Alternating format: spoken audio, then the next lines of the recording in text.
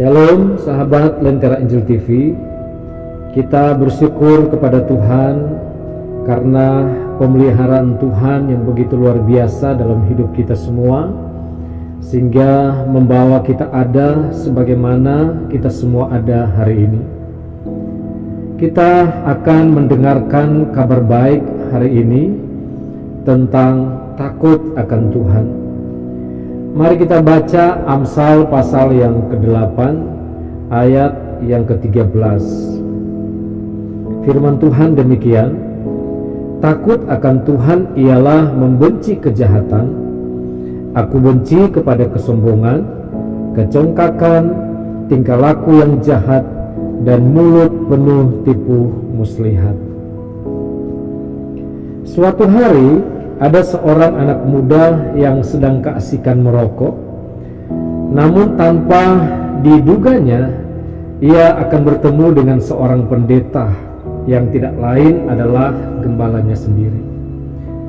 Ketika seorang anak muda itu melihat gembala atau pendetanya tersebut, anak ini ketakutan dan bingung dan tidak tahu lagi harus berbuat apa dan bagaimana caranya supaya pendeta atau gembalanya tersebut tidak melihat dia.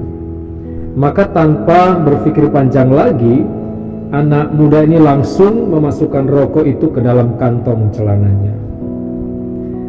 Kekasih Tuhan, inikah yang disebut takut akan Tuhan?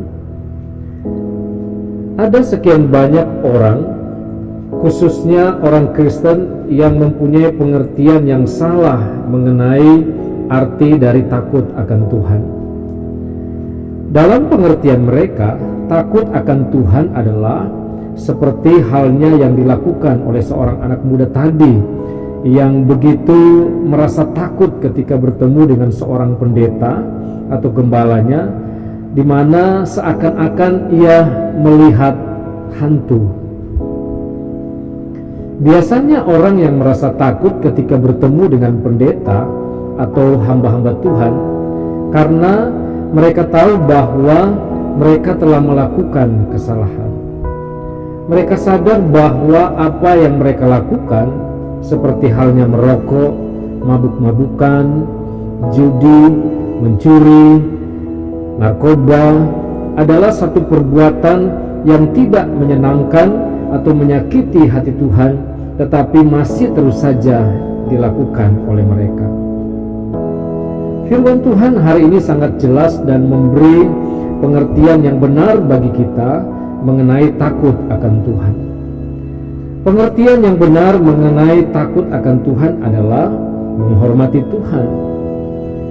Orang yang menghormati Tuhan tidak akan menyakiti hati Tuhan karena mereka membenci kejahatan.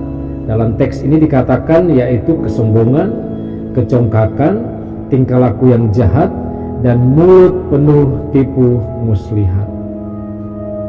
Orang yang takut akan Tuhan bukan berarti karena takut masuk neraka atau takut dihukum karena berbuat dosa. Tetapi mereka yang takut akan Tuhan adalah semua dilakukan karena mereka takut mengecewakan hati Tuhan.